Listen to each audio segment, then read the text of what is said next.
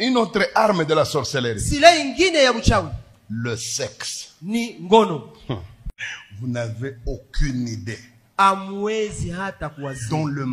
Dont les sorciers adorent de voir les chrétiens dans le sexe interdit. Moi, j'ai vu quelqu'un au Katanga, mes amis. Je n'ai jamais vu un tel don depuis que je suis sur la terre. Si je vous dis comment cet homme de Dieu a fini sa vie, ça, ce sont les sorciers qui nous ont dit en témoignage, j'ai dit. Les sorciers nous ont dit en témoignage que quand ce pasteur l'a prié, si tu es sorcier, tu quittes à gauche. Tu veux traverser sa maison pour aller à droite. Si tu arrives à son niveau, tu tombes. Il était puissant, fort. Nous, on le respectait beaucoup. Quand bien même il n'était pas de la même communauté que nous. Mais le pasteur là avait une faiblesse. L'église ne le soutenait pas. C'est le genre de pasteur déployant trop d'onction. Mais au retour, il n'avait pas de grand soutien. C'était un grand malheureux sur le plan financier. Alors, qu'est-ce qu'une sorcière a fait? Elle a fait comme si elle voulait se convertir. Le pasteur prêchait le dimanche. Il a demandé à ceux-là qui croient au Seigneur Jésus de passer. Elle est passée. Et ayant compris que dans cette église, on ne soutient pas l'homme de Dieu, comme elle avait l'argent, elle a commencé à soutenir. Imaginez que vous avez déjà fait par exemple 23 ans de ministère. Vous n'avez jamais vu $100. Mais quelqu'un vous amène du coup comme ça $1000. Tellement qu'elle faisait des dons. Elle a fini par gagner le cœur du pasteur. Le pasteur était strict, hein? Mais il a ouvert la porte à cette femme. Maman pasteur. À l'époque, imaginez-vous. À l'époque, ce n'est pas, Dubaï, ça n'existait pas. À l'époque, c'était Nigeria. La maman pasteur, là, on l'a initié à ce commerce. La femme, la sorcière, l'a menée là-bas. Bref, la vie de la maison a changé. Tellement que le couple avait confiance en elle. Ils ont ouvert même leur chambre à coucher.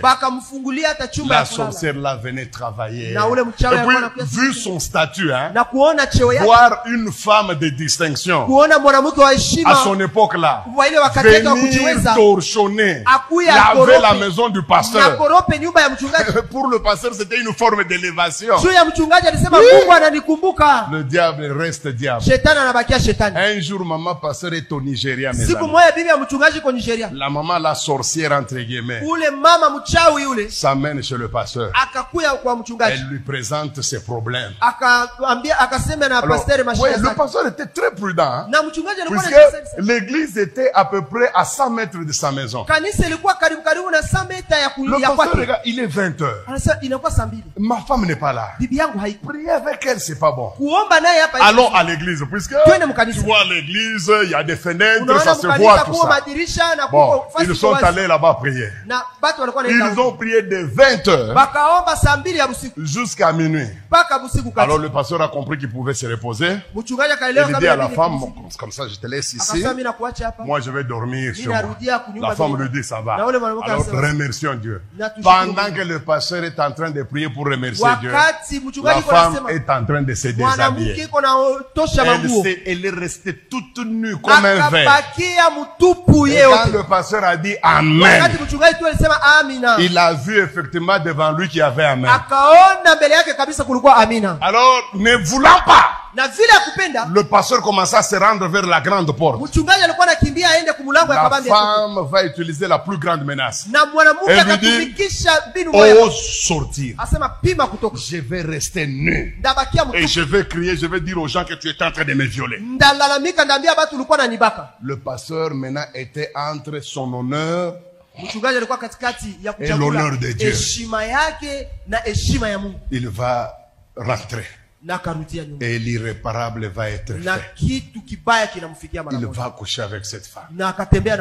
Pendant qu'il couchait, après les rapports, la femme a pris sa semence.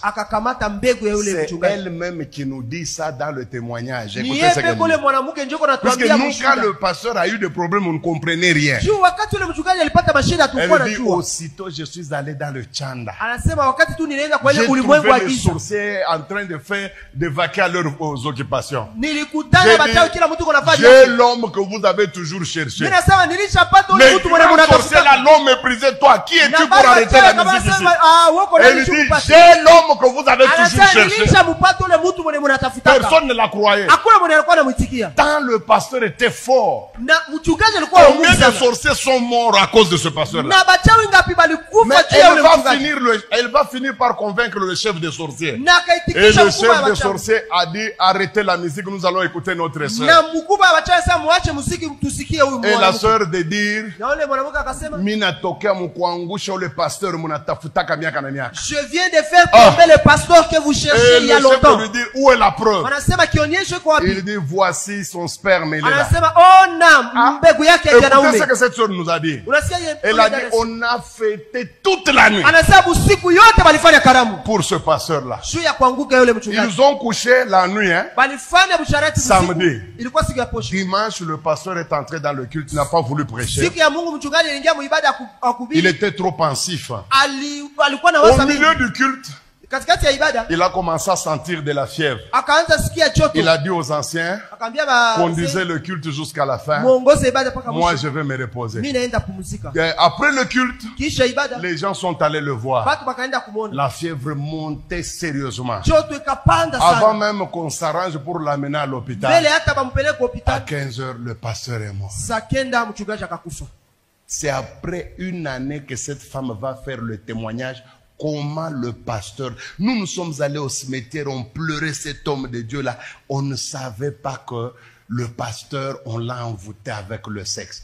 Le sexe tue. Le sexe déséquilibre. Ne faites pas ça. Vous allez vous détruire. Je vous dis.